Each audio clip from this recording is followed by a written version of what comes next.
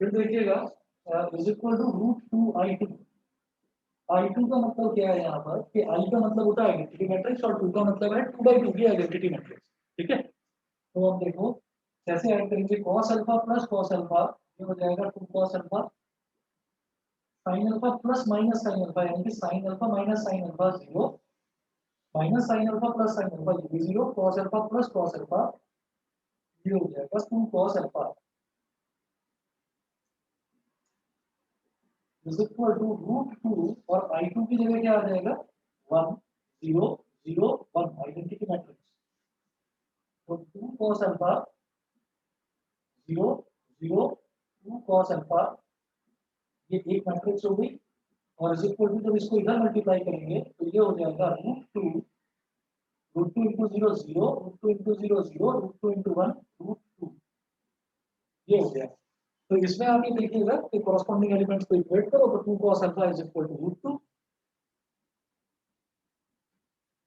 To cos alpha is equal to under root 2 cos alpha is equal to under root 2 upon 2। ये क्या हो जाएगा, इस 2 को क्या लिख सकते हैं, रूट 2 इंटू रूट 2, एक 2 इंटू रूट 2 कैंसिल आउट हो गया, cos alpha की वैल्यू आ गई 1 upon रूट 2, तो अल्फा क्या हो गया 5/4। ये इन्होंने पूछा था। इसके बाद क्वेश्चन नंबर 5 देखिएगा, a is equal to 3579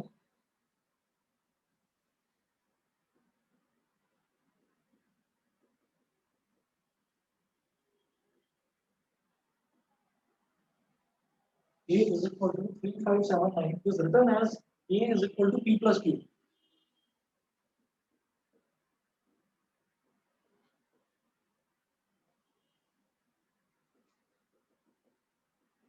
is written as a is equal to p plus q, where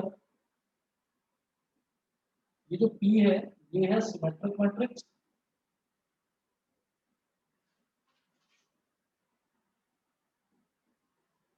और जो q है ये है q symmetric matrix.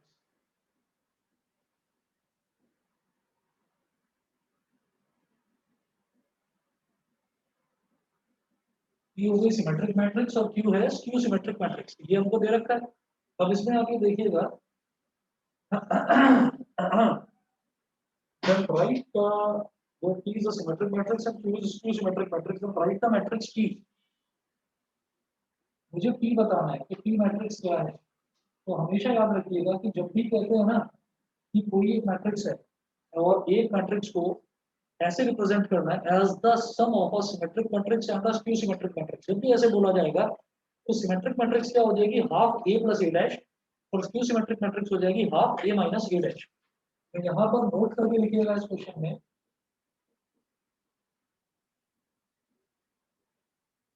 a square matrix can be written as the sum of a symmetric and skew symmetric matrix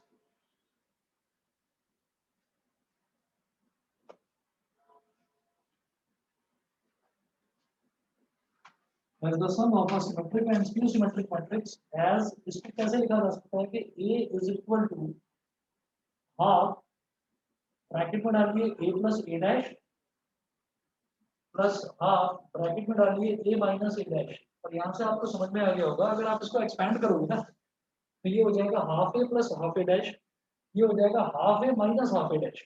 तो plus का half ए dash और minus का half ए dash cancel हो जाएगा, हाफ ए प्लस हाफ ए क्या हो जाएगा, ए हो जाएगा। ठीक है, यहाँ पर ये जो half A plus A dash है ना इसको बोल देते हैं पी, और half A minus A dash है इसको बोल देते हैं Q, where P is called a symmetric matrix and Q is called a skew symmetric matrix. ये प्रूवन फैक्ट है, इसको प्रूव भी करके देखा जा सकता है।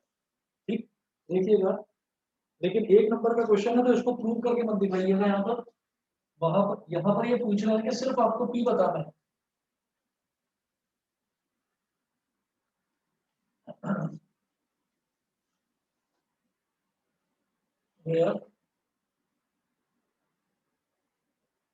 P is a symmetric matrix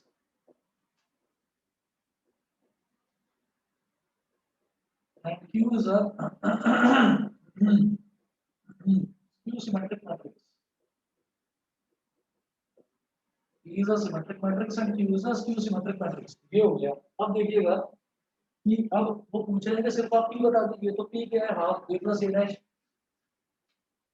Therefore P is equal to half A plus A dash. Half और कर्ली ब्रैकेट लगा रहा हूँ. A कितना है? 3579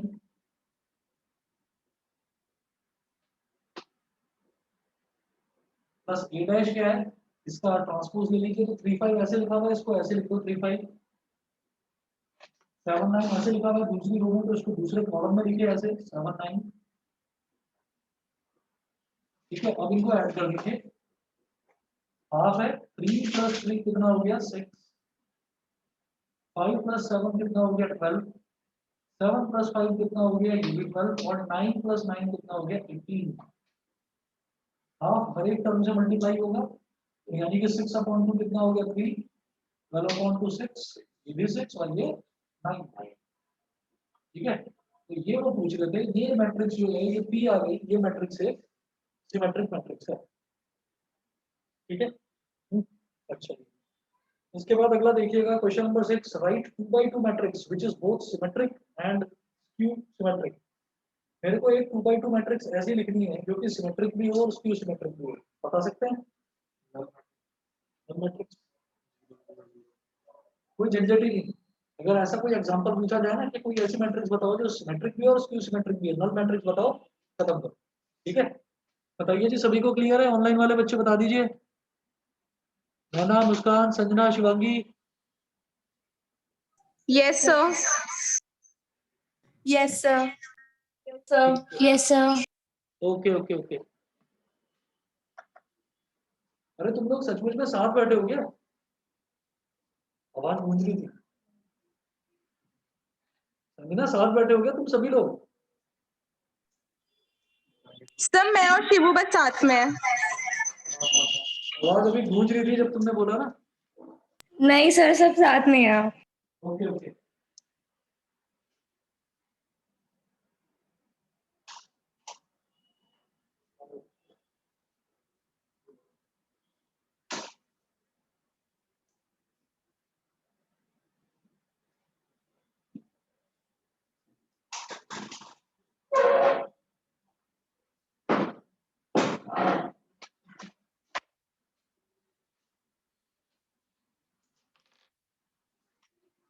चलिए जी, अब देखते हैं क्वेश्चन नंबर 6 को. मैं ऐसे ही छोड़ रहा हूँ क्योंकि उन्होंने बोला है कि एक एग्जांपल बताना है, एक ऐसी मैट्रिक्स जो सिमेट्रिक भी और स्क्यू सिमेट्रिक भी हो. तो नल मैट्रिक्स बताइए और आगे चलिए. Question number 7 for what value of x. हाँ ठीक है. क्वेश्चन नंबर 7 छोड़ रहा हूँ, क्वेश्चन नंबर 8 भी छोड़ रहा हूँ, कर लेना अपने आप. क्वेश्चन नंबर 9 भी आसान है, 10 भी आसान है, छोड़िए इसको. क्वेश्चन नंबर 11 है, show that all the diagonal elements of a skew symmetric matrix are zero. All the diagonal elements of a skew symmetric matrix are zero. किसी भी एक skew symmetric matrix के जितने भी diagonal elements होते हैं वो जीरो होते हैं. ये मेरे को शो करना है. तो देखिएगा कैसे कर सकते हैं. 2 नंबर का क्वेश्चन है, कोई एग्जांपल लेकर करते हैं. हम एक काम करते हैं,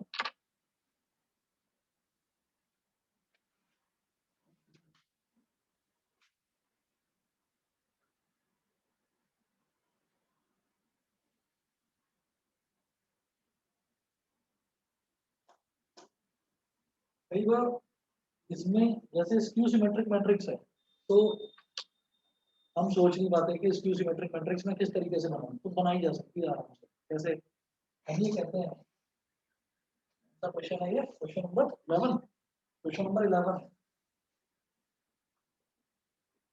let capital A is equal to ABCD. Capital A को मैंने ABCD मान लिया. सही है. Capital A is equal to ABCD हो गया. अब इसमें ये 2/2 की मैट्रिक्स है. Capital A is equal to ABCD. अब मैं इसको स्क्यू सिमेट्रिक कैसे बना सकता हूँ? Half A minus A dash करके. ठीक है. तो हम ये कहेंगे then a skew symmetric matrix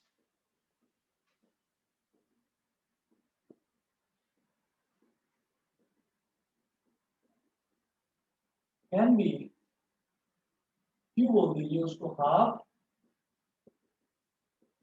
A minus A dash, तो हाफ और A कितना है A B C D minus A dash कितना है A डैश मतलब इसका ट्रांसपोज, तो A B ऐसे लिखो और C D ऐसे लिखा हुआ है, इसको ऐसे लिखो। अब देखिए ये क्या हो गया A माइनस A ये हो गया 0, B माइनस C हो गया ये, C माइनस B हो गया, और ये क्या हो गया D माइनस B, ये हो गया 0। 2 को अंदर मल्टीप्लाई कर दो, 0/2 कितना होगा 0, ये क्या हो जाएगा B माइनस C/2, और ये क्या हो जाएगा C माइनस B/2, और ये क्या हो जाएगा 0। Hence diagonal elements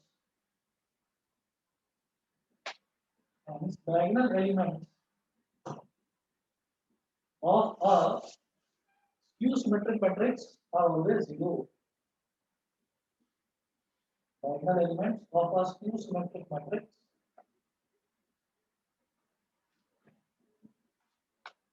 are always 0.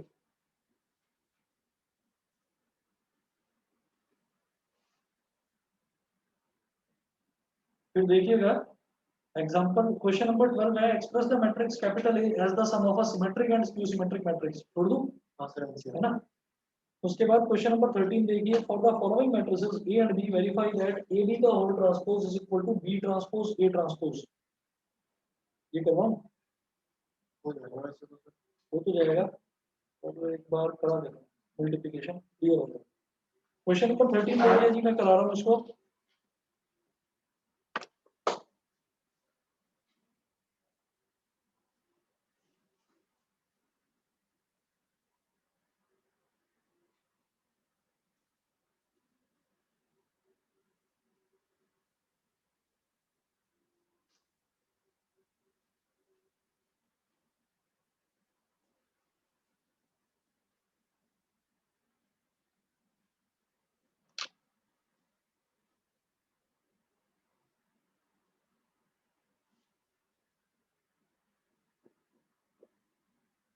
Question number 13 देखिएगा। क्वेश्चन नंबर 13 में है, for the following matrices A and B verify that AB का whole transpose is equal to B transpose A transpose. ठीक है, हमें दो मैट्रिसेस दे रखी हैं A B। तो क्वेश्चन नंबर 13 में देखिएगा कि एक मैट्रिक्स दे रखी है A, ये मैट्रिक्स है 1 माइनस 4 3, 1 माइनस 4 3। दूसरी मैट्रिक्स है B, ये मैट्रिक्स क्या है -1 2 1, -1 2 1। लेकिन कोई रूल होता है कि 2 क्रॉस 1 का अगर मल्टीप्लिकेशन 1 क्रॉस 2 से करेंगे तो क्या आता है? हाँ बता रहा हूँ, एक मिनट रुको, बस इसलिए करवा रहा था क्वेश्चन। इसमें देखिएगा कि मुझे ना वेरीफाई क्या करना है, 2 2 AB का whole transpose is equal to B transpose A transpose, ये करना है। तो पहले ना लेफ्ट हैंड साइड लेकर चलेंगे, लेफ्ट हैंड साइड में है AB का होल ट्रांसपोज, तो A क्या है, ये मैट्रिक्स है 1 माइनस 4 3। ये इस मैट्रिक्स का ऑर्डर बताइए, 3 क्रॉस 1। अब B जो है, B का बताइए 1/3, 1/3 हो गया। और इस पूरे का एक ब्रैकेट लगा दूं, और पूरा जो भी आएगा उसका ट्रांसपोज करना है मुझे, समझ गए? ठीक, अब जरा देखिएगा, जो ये मैट्रिक्स है, ये है 3/1 की और ये है 1/3 की। तो इस मैट्रिक्स का तो कॉलम और इस मैट्रिक्स का रो, ये दोनों अगर सेम होंगे तभी ये मल्टीप्लाई हो पाएगी, नहीं तो नहीं हो पाएगी, समझ गए? तो जो रिजल्टेंट मैट्रिक्स आएगी वो किस ऑर्डर की आएगी, 3 by 3 की, समझ गए। जो चीज बचती है बस उसको उठाकर लिख देते हैं 3 by 3 की मैट्रिक्स। अब 3 by 3 की मैट्रिक्स जो है, अब मल्टीप्लिकेशन में कभी किसी बच्चे से कोई गलती ना हो तो याद रखिएगा 3 by 3 की मैट्रिक्स आ गई, ठीक। फिर मुझे क्या करना होता है कि एक पहली रो और पहला कॉलम पूरा मल्टीप्लाई कर देता हूँ मैं, ठीक है, और मैं उसको यहाँ पर लिखता हूँ। यहाँ पर जैसे 3 by 3 की मैट्रिक्स है तो इसका मतलब यहाँ पर जो एलिमेंट आएगा वो क्या आएगा, A11, मतलब पहली रो और पहला कॉलम।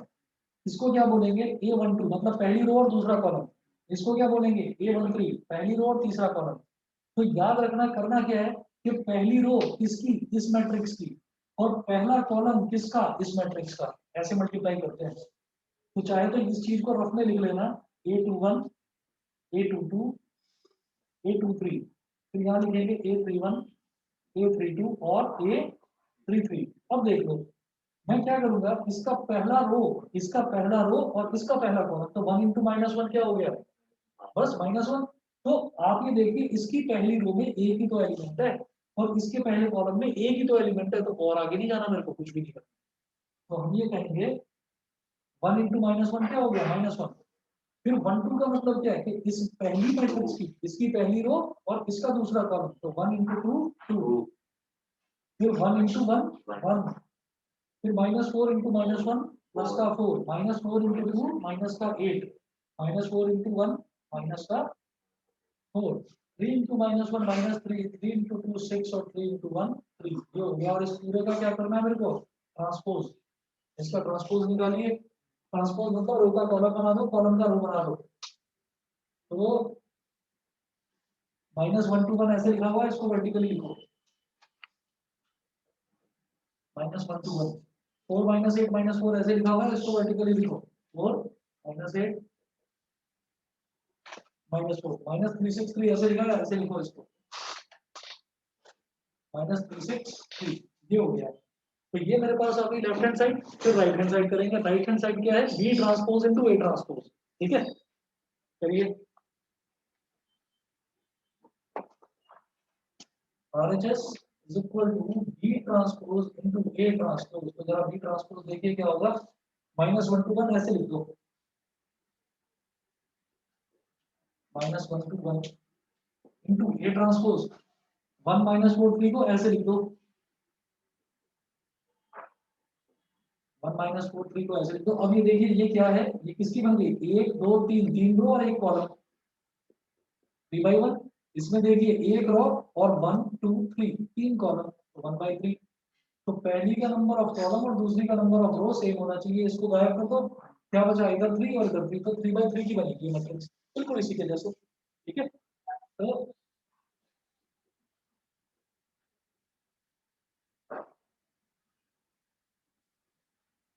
दिस पहला रो, इसका पहला रो और इसका पहला कॉलम, तो -1 इंटू 1 कितना होगा, -1, -1 इंटू -4 क्या होगा, +4, -1 इंटू 3 क्या होगा, -3, 2 इंटू 1 2, 2 इंटू -4 8, 2 इंटू 3 क्या 6, 1 इंटू 1 1, 1 इंटू -4 -4 और 1 इंटू 3 आ गया।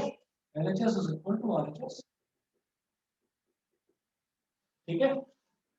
उसके बाद देखिए जी question number 14, express the following matrix as a sum of symmetric and skew symmetric matrix and verify your result. करना है इसको अपने आप, ये जो मैट्रिक्स दे रखी है उसको ए मान लो, ये half A plus A dash क्या हो गया, सिमेट्रिक, और half A minus A dash skew symmetric, ठीक है जी। इसमें ट्रांसपोज में सिमेट्रिक और स्क्यू सिमेट्रिक में यही चौथा क्वेश्चन थे, ये हो गया। उसके बाद है एलिमेंट्री ऑपरेशन, तो हो गया है हाँ सर, ये ईआरटी तो हट गया। इन्वर्स है एलिमेंट्री ऑपरेशन। हाँ एलिमेंट्री रो ट्रांसफॉर्मेशन तो हो गया, लेकिन इनवर्स निकालना तो है ना, हाँ लेकिन यूजिंग ईआरटी नहीं है, हाँ वो तो यूजिंग ईआरटी नहीं है, नहीं समझे, खाली किया ही नहीं। बताओ। Existence of proof of uniqueness with involves concept of elementary row and column operations, elementary row and column operations, बढ़िया ये हट गया। क्वेश्चन में नहीं पूछेंगे कि ईआरटी के थ्रू निकालो। बिल्कुल भी नहीं पूछेंगे, इनवर्स पूछेंगे। तो इनवर्स का वही तरीका जो तुम्हें पता है, 1/डिटर्मिनेंट ऑफ ए इनटू एडजॉइंट, वो वाला पूछा जाएगा। ये इसके बाद जो है टॉपिक नंबर 3 जो दे रखा है पेज नंबर 61 पर, इसको छोड़ दीजिए, ये नहीं है इस बार सिलेबस में।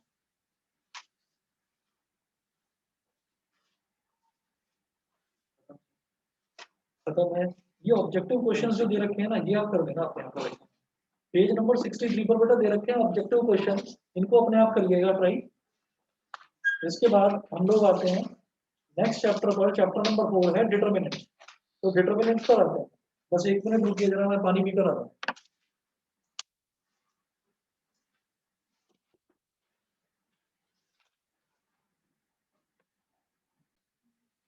सॉल्व करना तो जानते ही हैं। एक डिटर्मिनेंट का माइनर क्या होता है ये पता है? माइनर, कोफैक्टर, ये आइडिया तुम। चलिए जी, तो सीधे क्वेश्चंस पर आ रहे हैं। पेज ये चैप्टर नंबर 4 पर page number 67 question number 1। Question number 1 है, बताओ देखिएगा। अगर मान लीजिए कोई डिटर्मिनेंट हमको दे रखा है,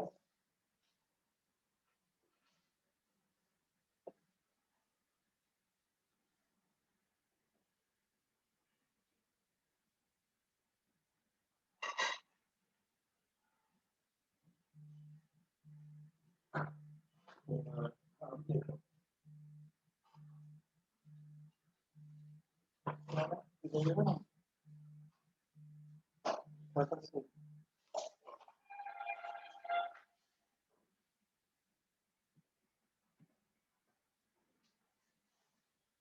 चलिए जी, डिटर्मिनेंट से स्टार्ट कर रहे हैं। तो डिटर्मिनेंट्स का एक पहले से मैं पहले एक थोड़ा सा आइडिया दे रहा हूँ।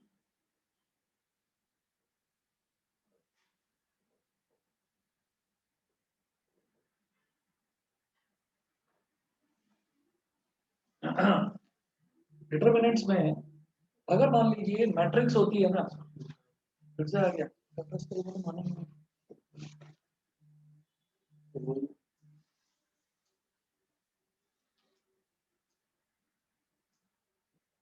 कोरोना में सबसे ज्यादा नुकसान हो गया उनको, टाटा स्काई वाले।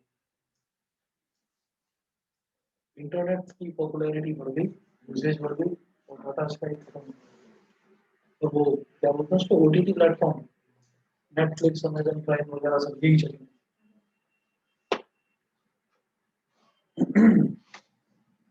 दृश्यम 2 पता होगा, लेकिन मलयालम में रिलीज अभी हुई आई कहाँ है? 19 तारीख को आई, 3 दिन बाद। सबटाइटल्स पे तो आई है। सबटाइटल्स में उसको तो देखने का मन है। मेरा भी वो उन्होंने, मुझे यही पता था कि कॉपी करके बनाई है अजय देवगन की जो फिल्म है। मुझे यही पता था कि वो कॉपी है।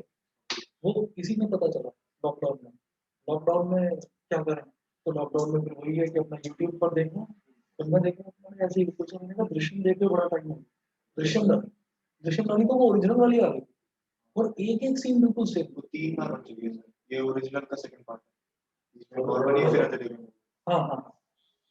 तो वो आगे से हाँ, कौन सा मिर्जापुर में मैंने थोड़ा सा देखा था, लेकिन उसमें ना गंदगी वल्गैरिटी बहुत ज्यादा है। हाँ, तो मैंने कुछ देखा नहीं। सीजन 1 देखा था, और सीजन 2 मैंने इस वजह से नहीं देखा कि उसमें देशद्रोहियों के पैसे लगे हुए हैं। मैंने इस वजह से नहीं देखा, इसकी वजह से देशद्रोहियों के पैसे लगे हुए हैं। ये फरहान अख्तर वगैरह जो है, ये सब इनकी सीए प्रोटेस्ट वगैरह, और उनको रीजन तक नहीं बता पाते कि हम क्यों खड़े हुए हैं उनके अगेंस्ट। क्या पाताल हाँ, लोक तो उससे भी ज्यादा गंदी थी। पाताल लोक में लगा था। पाताल लोक तो वो अनुष्का शर्मा उसकी प्रोड्यूसर है, लेकिन इसमें जो है, इसमें फरहान अख्तर प्रोड्यूसर है। और जबकि इसकी बनाई हुई जो दूसरी फिल्म विपक्ष है, वो मेरी ऑल टाइम फेवरेट फिल्म मेरी है। रेटिंग बहुत हमेशा मैं देखता एक दिल हूँ। चाहता है और एक हाँ, बहुत अच्छी लगती है। लेकिन अब जो इसने सीए में जो इसने रंग दिखाया ना, वो मेरे को बिल्कुल अच्छा नहीं लगा, क्योंकि आपको पता भी नहीं है, आपको पता भी नहीं है, और आप पता नहीं क्या कह रहे हो वहाँ पर जाकर। और चलो ठीक है, अगर तुम्हें थोड़ा बहुत भी कुछ आइडिया होता तो कुछ तो बोलो।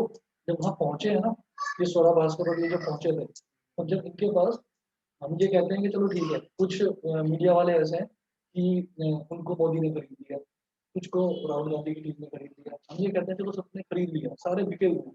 ठीक, सारे ही तो पहुंचे थे एक एक करके, राकेश मेहरा के पास और इसके पास, फरहान अख्तर के पास। तो भाई साहब का जवाब ये था कि कुछ तो गलत होगा, कुछ तो गलत होगा, तभी तो इतनी भीड़ इकट्ठी हुई। आप भीड़ देख सकते हो, न्यूटन को शोर मचाना शुरू कर दिया। अरे कुछ तो बोल, मैं इसको बड़ा इंटेलिजेंट समझता था। लेकिन लेकिन फिल्म मेकिंग आती है उसको, बाकी फिल्म दुनिया वगैरह मेकिंग में आती कुछ है, नहीं आता। फिल्म मेकिंग तो नो डाउट जबरदस्त। लेकिन फिर वही चीज है कि आप हर उसमें आप बोल देते हो और आपका ट्वीट आ जाता है। जो पाकिस्तान का झंडा था, जो पाकिस्तान का वो था नक्शा था, उस नक्शे के भी वो सपोर्ट में था, फिर बाद में माफी मांगनी पड़ी। तो इसलिए ये ना थोड़ा दिल तो हो गया तो। हाँ तो मैं इसलिए वो भी देखा।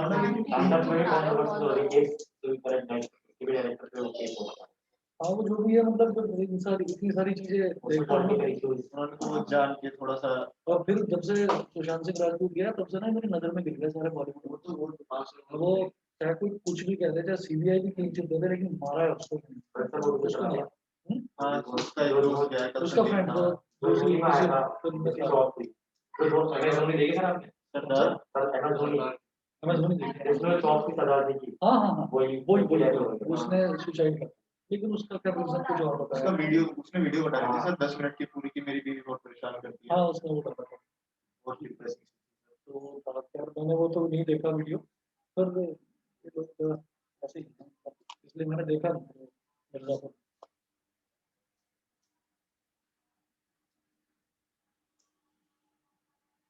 चलिए जी, अब इसमें ना ये देखते हैं, जैसे डिटर्मिनेंट है तो हम कोई भी मैट्रिक्स है, मैट्रिक्स को जैसे मान लो हम ऐसे लिखते हैं A B C D, A B C D, तो ये स्क्वायर ब्रैकेट लगे हुए हैं इसमें। आप ये स्क्वायर ब्रैकेट हटाकर और मॉडुलस साइन अगर लगा देंगे ना, A B C D square bracket हटाकर अगर आप मॉडुलस साइन लगा देंगे तो इसी को फिर हम डिटर्मिनेंट बोलेंगे। ये डिटर्मिनेंट हो जाएगा। अब डिटर्मिनेंट को सॉल्व करने का एक तरीका होता है, हम this into this minus this into this, और हमेशा हमेशा डिटर्मिनेंट जो है वो 2/2 ही सॉल्व होगा, 3/3 सॉल्व नहीं होगा। 3/3 सॉल्व होता है माइनस निकाल के, माइनस को कैलकुलेट करने के बाद 3/3 सॉल्व होता है। 2/2 का तरीका क्या है, this into this minus this into this, ठीक है। तो ये एक 2/2 डिटर्मिनेंट है, तो इसको सॉल्व करने का तरीका A B minus B C, ये है। 3/3 को कैसे सॉल्व करते हैं वो आपको बताता हूँ अभी थोड़ी देर में। पहले तो ये देख लीजिए, अगर नॉर्मली मेरे को दे रखा है तो अगर मुझे 3/3 भी करना है ना कैलकुलेट, तो 3/3 भी कैलकुलेट कैसे होगा कि उसमें पहले आप 2/2 का एक माइनर अलग निकालेंगे और फिर उसको सॉल्व करेंगे। उसके बाद देखिएगा, उसके बाद हमें देखना है कि माइनर क्या होता है और कोफैक्टर क्या होता है।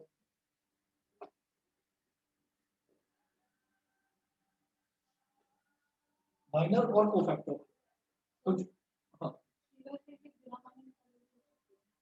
हम एक्चुअली क्या है कि जैसे मान लो ये हमारे पास 1 2 3 4 5 6 और 7 8 9, तो शुरुआत में तो ये सिखाया जाता है कि माइनर निकाल के करना है। उसके बाद हम ये बोल देते हैं कि अगर मैं इस रो के अलावा एक्सपेंड कर रहा हूँ तो इसका साइन होता है प्लस, इसका माइनस और इसका प्लस, ऑल्टरनेट होते हैं प्लस माइनस प्लस, फिर ये माइनस फिर प्लस फिर माइनस फिर प्लस फिर माइनस फिर प्लस, ऐसे होता है।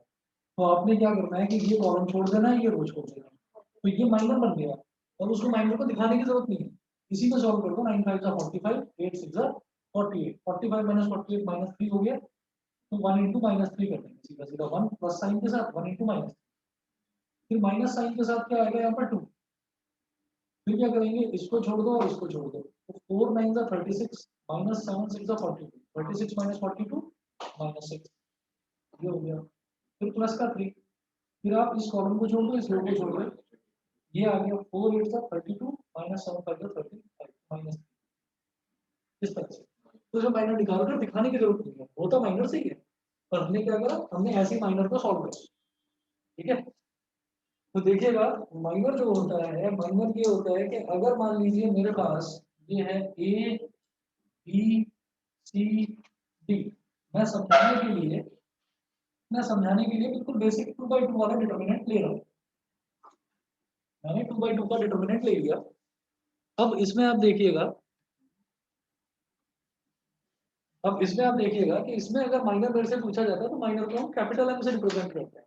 कई बार 1 नंबर के क्वेश्चन में माइनर आ जाता है और हम भूल चुके होते हैं, बड़े क्वेश्चंस तो हमें आते हैं, माइनर निकालना नहीं आता। तो हम क्या करेंगे कि ये वाली जो पोजीशन है, ये वाली जो पोजीशन है, इसको मैं बोलूंगा ये क्या है, फर्स्ट रो और फर्स्ट कॉलम। जो ए है ये क्या है, फर्स्ट रो और फर्स्ट कॉलम।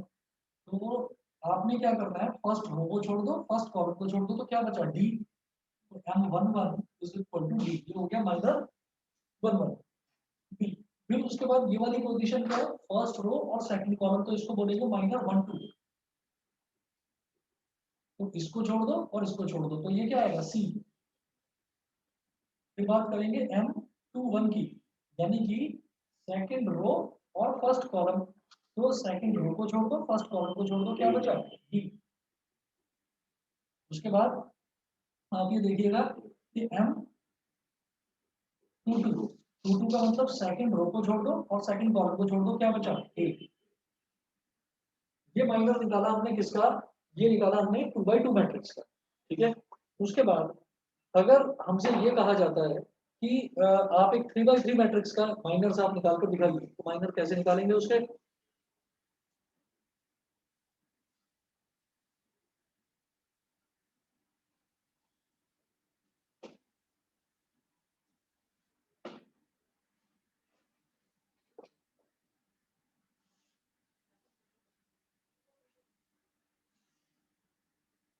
माइनर निकालना है 3x3 मैट्रिक्स का, तो मैं ऐसे करता हूँ A B C D E F G H I, determinant का साइन लगा दिया और ये हो गया 3x3।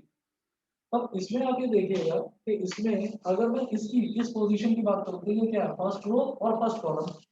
फर्स्ट रो और फर्स्ट कॉलम को छोड़ दो, तो यहाँ पर M11 क्या हो जाएगा, फर्स्ट रो को छोड़ो फर्स्ट कॉलम को छोड़ दो, तो ये वाला जो डिटरमिनेंट है मतलब ई एफ एच आई, ये डिटरमिनेंट हमारा बन गया M11 माइनस 11। ठीक है। फिर इसको सॉल्व कैसे करेंगे, ई आई माइनस एच एफ, ई आई माइनस एच एफ, ये हो गया। इसी तरीके से ये क्या है, फर्स्ट रो और सेकंड कॉलम, ये हो गया M12। M12 क्या होगा, फर्स्ट रो को छोड़ दो सेकंड कॉलम को छोड़ दो, तो क्या बचेगा डी एफ जी आई, डी एफ जी आई। तो इसको इससे मल्टीप्लाई कर दीजिए, तो D I minus F G, D I minus F G, ये है। कर देंगे आगे। तो समझ गए। उसके बाद बात करते हैं जी कोफैक्टर की। तो कोफैक्टर बेहद आसान है। कोफैक्टर में क्या बात करेंगे, अब मैं यही सेम एग्जांपल दूंगा कोफैक्टर में भी।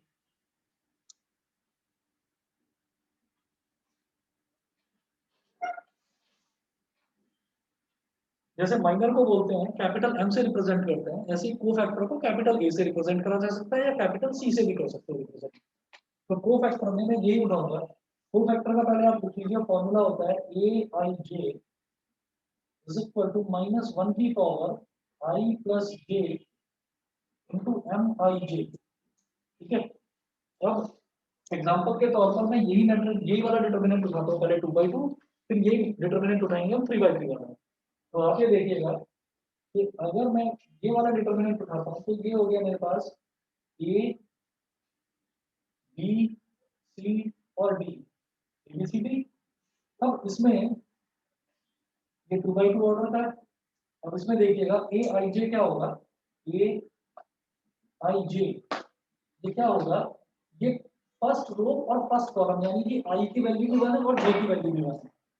तो माइनस 1 की पावर 1 प्लस 1, इसको मैं बोलूंगा A11, माइनस 1 की पावर 1 प्लस 1 इंटू M11। तो माइनस 1 की पावर क्या हो गई 2 इंटू M11 कितना है D, तो ये आ गया D। फिर बात करेंगे A12 की। A12 क्या हो जाएगा, माइनस 1 की पावर 1 प्लस 2 और M12, तो माइनस 1 की पावर हो गई 3 और M12 क्या हो गया, M12 कितना आया था C माइनस C। उसके बाद देखिएगा A13, कर देंगे इसको, समझ गए है ना। ऐसे ही अगर 3/3 की मैट्रिक्स हो और 3/3 डिटरमिनेंट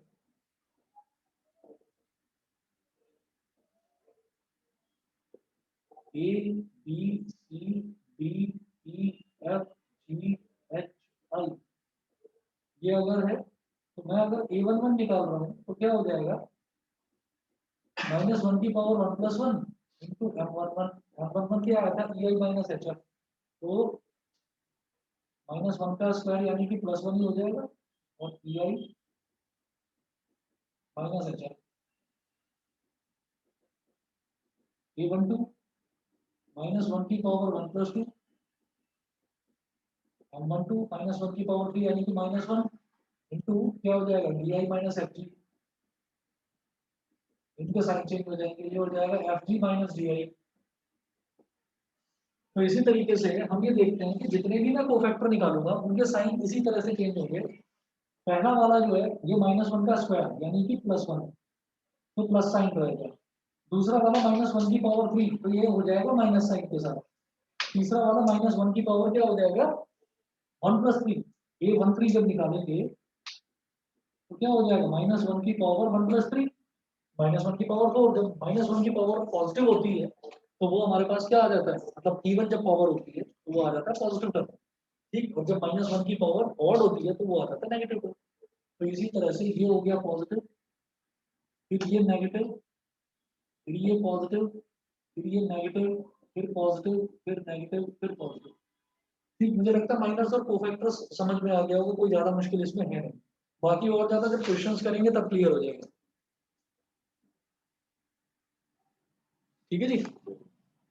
इसके बाद जो है इसके बाद फिर क्वेश्चंस करते हैं जी नेक्स्ट क्लास से करते हैं क्वेश्चंस। और थर्सडे को जो है आपकी क्लास थर्सडे को क्लास नहीं है थर्सडे को टेस्ट है तो तैयारी रखना रिलेशन फंक्शन एलपीपी पता ही है वो आपको चारों चैप्टर। ठीक है बस थोड़ा सा मैट्रिक्स वाला भी डाल दूं क्या ये वाला चैप्टर कोई डिटरमिनेंट्स अभी स्टार्ट करा है मैट्रिक्स वाला भी डाल दूं चैप्टर